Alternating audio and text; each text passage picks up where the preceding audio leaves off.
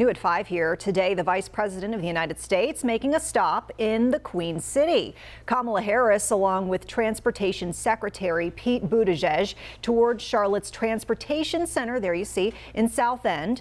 She spoke about the massive infrastructure investment signed into law last month that's set to bring $7.2 billion to North Carolina in order to help build and improve highways.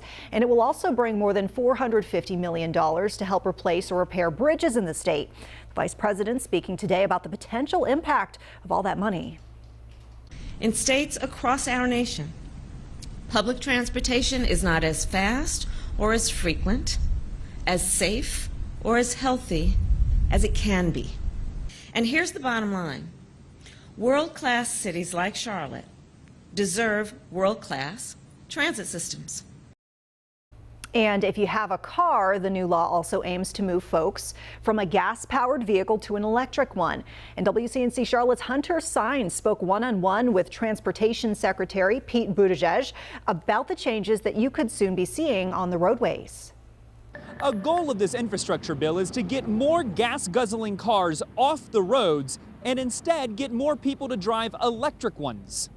The city of Charlotte is rolling out new electric buses, slowly retiring older models that aren't environmentally friendly. The federal government would like to see more cities leading the way like Charlotte, but they also want to see more people driving electric vehicles.